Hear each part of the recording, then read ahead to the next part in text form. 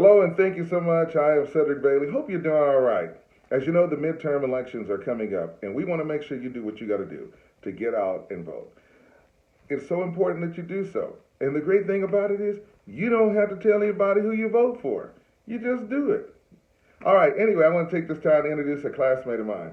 Thomas Baldwin, how you doing? I'm great, Cedric. Hello, everyone. First of all, man, I think I met you when I was like 12 or 13 years old. Do you remember when we first met? It was a long time ago. It was like seventh grade, I believe. Yeah, that's when I met you, and we came to middle school here. And I met you because of Joe Bob Ritter.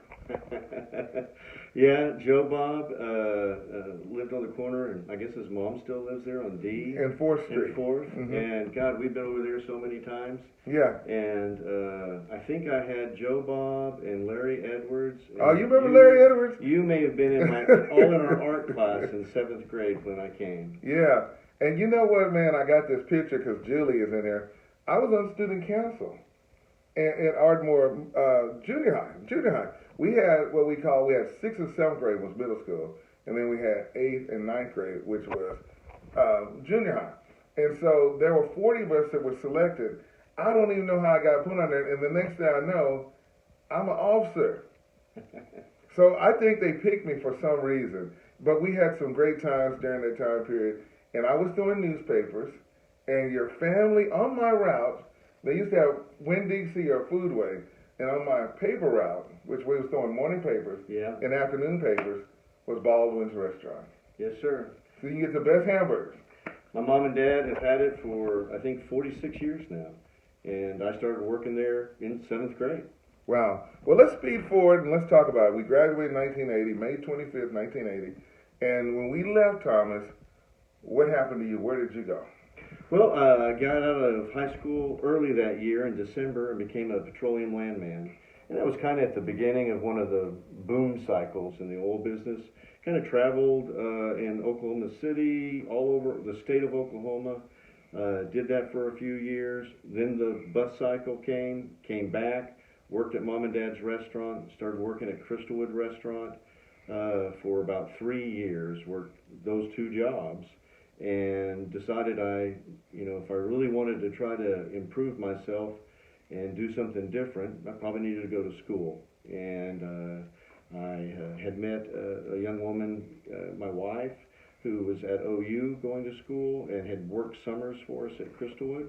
So I went up to OU, went to college, graduated in 91 with distinction, got Phi Beta Kappa. I was in the top 5% of the whole class, and then went to law school at the University of Oklahoma and graduated in 94.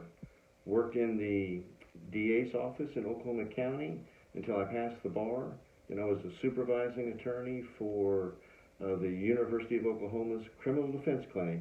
My 3rd year of school, it was a great lesson. We got to actually try cases and argue motions before judges in district court and municipal court and represent clients. They were able to get students that are learning. It was just a great experience and really made me love the law. Learning the law and practicing the law are 2 different things. You need to be able to do both, but to actually have practical experience after 3 years of really working hard, it was just great. Did that, got offered to come back. One of our classmates, Mike McMillan, his dad, Lovell McMillan's a lawyer, and they had a spot open up, and I came back and went to work at the law firm here. It was Fischel, Cope, McMillan, Chafin, and Bonner. And I was an associate lawyer there. I worked there for about 6.5 years and got an opportunity to go to First National Bank as their general counsel and their trust officer, managed that department and worked with some wonderful people there. And we did investments, helped them manage their assets in trusts, wills, and estate planning type documents that we worked with those people. And then in November 2nd of 2009, I was appointed as the special judge here in Carter County. And I did that it was just a little over 5 years. And then Judge Card retired, as the associate district judge. 2014, I ran for that spot and was elected, and I guess sworn in on January 12th of 2015. So for the last 8 years, I have been the associate district judge here in Carter County. Wow, that's incredible. And I call it the delay process because you said it was in '91 when you finished at the University of Oklahoma. Yes, sir. So what did you was working on while I'm up here graduating? You was just trying to figure out what you're gonna do, right, Thomas? Yes, yes. You know what? It was one of those things. I was gonna had this opportunity to be a landman and work in the oil and gas business in checking records in courthouses. And because I was in courthouses, I worked with lawyers that also did that same thing. They had gone to law school, and I thought, well, this is really pretty cool. I'm working with lawyers, and I'm just out of high school, and we're doing the same thing. And other people, just all kinds of walks of life, teachers, everyone. And then when the bus cycle came, my dad had warned me, things don't last forever. You need to kind of watch what you do and be careful. And had saved a little bit, but not a lot. And it was hard to make money. It was hard to get a job in that time period, in the 83 area, 84. And you just had to work hard. So I came back home, went to work at Baldwin's, cooking breakfast from 8 to 2. Worked at Crystalwood restaurants from about 5 to 11 at night, and just did that until I kind of got myself level and decided, you know what, I really need to go to school. Wow. And that's kind of what I was just working and figured it out, and then got in a business that didn't go too well, and decided, I need to do something different. I got you. Well, here we are. Election day here in Oklahoma is on what day? November what? 8th. November the 8th. It's on a Tuesday. And when does early voting begin? Early voting begins November 2nd. You can vote at the election board. I think it's the 2nd, 3rd, and 4th. And then there's the Saturday and Sunday. Monday you can't vote either. And then Tuesday, November 8th. Okay, I got you.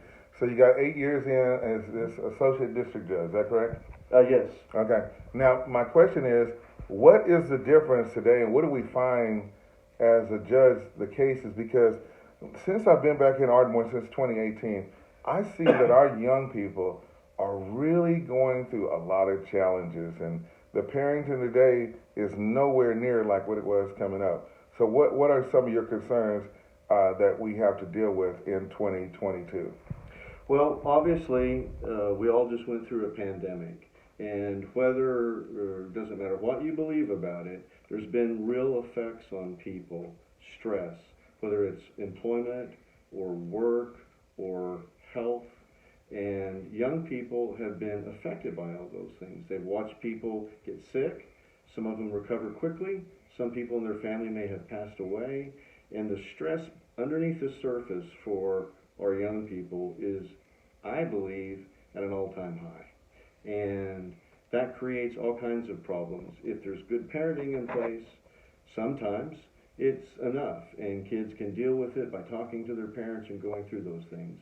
For kids that may not have that resource, hopefully they have another family member or friend's family that they can. If they can't, though, some of those things are the same things that always stumbled young people when you and I were kids, whether it be alcohol or pills or drugs. Well, it's a little different now. I mean to cut you off now because I'm dropping my niece off and I'm seeing people have to go on 12th Street to their vaping now. They're doing all kinds of different deals.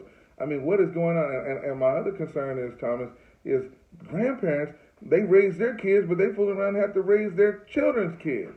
We're having, I don't know if it's a epidemic proportion, but it's a large amount of parents in their 20s and 30s that physically, mentally, and financially cannot raise their children. And it's due to all the things that we've talked about. But it's also due to a lot of other things. I think society has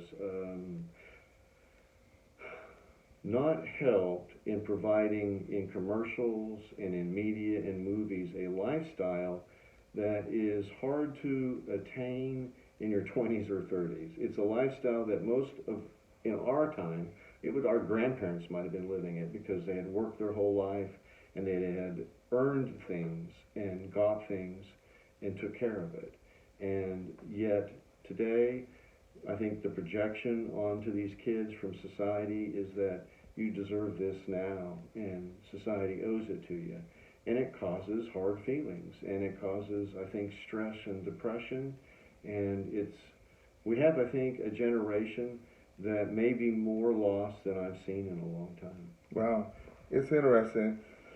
Okay, so my next question is, now that you're going on being the associate judge here in Carter County, you want to go, how long is the term, by the way? Is it 4 years? It's 4 years, yes. And what makes you want to continue to go on and say, hey, I want to keep this job going? I love what I do. I'm really passionate about the law, Cedric. I've had this opportunity in life. Once I got into school, I did really well. I was an older student. I think the thing that helped me the most is that going out and working and having a hard time and then losing your job because the business collapsed made me realize that things aren't permanent and they can change. And so when I did really well in school, I just loved the law. And when I got to law school, it was like a hobby to read it. I'm kind of a history nut anyway, and the law is just history of the world from a legal perspective.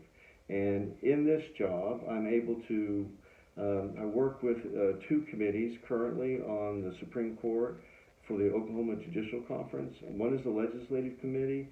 I read every bill that the legislature is proposing, focus on the things that affect people, whether it might be criminal or civil law in the courts primarily, and then we read every bill that's signed into law by the governor.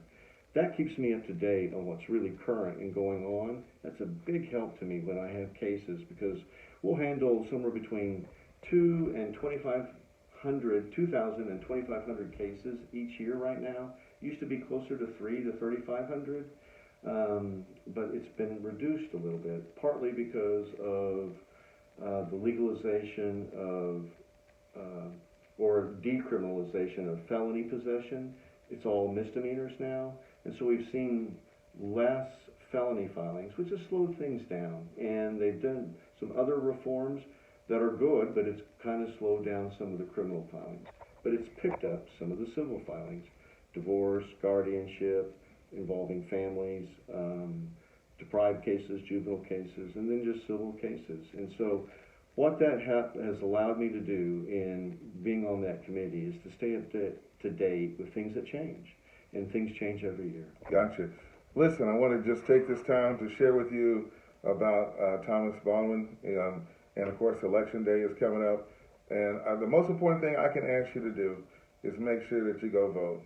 Now, I want to commend you because a few years ago, before I relocated and came back home to Ardmore, we met at the Eastside Community Center. Yes, sir. There was a shooting that took place, and a young man had got arrested during that time period, and we had that meeting. Had a great turnout. I still have the pictures of that. Judge David Lewis came down, because he's on the Supreme Court level for the state of Oklahoma. What is that, the Court of Appeals? Court of Criminal Appeals. Yes. Yeah. And I don't know a whole lot about law, but as a radio announcer, I have to know these things because we got to be able to talk about them. We live in a different world now. There are things that are going on that went on when we was growing up some 40 or 50 years ago. It's completely different right now.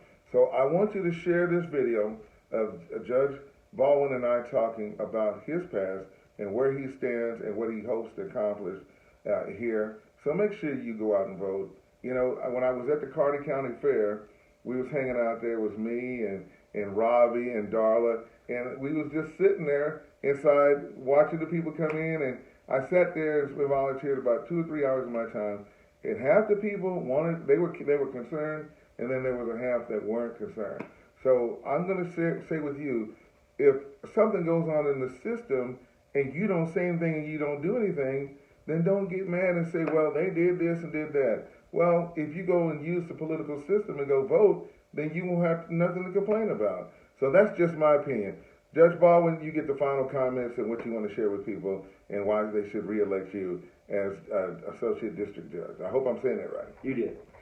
Cedric, this is my 28th year as a lawyer, and so I'm going to use my experience in my legal background, as a lawyer, as the trust officer at a bank and general counsel for a business, and then my 13 years now as a judge. 5 years as the special, 8 years as the associate district judge, to listen to cases. I pray every day when I wake up for wisdom, patience, and that God let me not forget that while I do this every day, this may be these people's most important day of their life before me. I try to give them that fairness, the impartiality and integrity that I can bring to the courtroom in order to hear their case impartially and fairly and decide it by applying the law. And in doing that, and if I will do that every day, I can provide everyone the best chance to receive justice in their life and fairness and to move forward from there. Wow. Well said. My classmate, my friend, Judge Thomas Baldwin. And all I want to say, and I want to say this in closing to our young people. If you just so happen to stumble upon this video and you say, you know what, I don't know what I want to be in life, being a judge might not be a bad idea. So, you know, what's your website? How can people follow you, by the way? Okay, for the campaign, we have a Facebook page. It is Re-elect Baldwin Judge 2022, and you can get on it on Facebook. It has the rules about judicial campaigns. It's a little different in Oklahoma than some states. In our state, it's a non-partisan position. We can't reveal, or anyone else reveal, what our political affiliations are in the past. We are limited. As a judge, all I can do is ask you for your vote. So I'm here today with Cedric, my friend, and saying, please vote for me here in November in the general election. We can't, you're used to a lot of representatives or senators that will come and ask for money or ask for signs. Judges and candidates for judges, we can't do that. They want the office to be a little bit more impartial and separated from that. So we have to have committee members do that. And so that's why people that have been working my campaign may have reached out to people and talked to you, and it wasn't me. It's because I can. Okay. You heard it first. Thank you so much, Judge Baldwin. Have a great day. Cedric, thank you so much.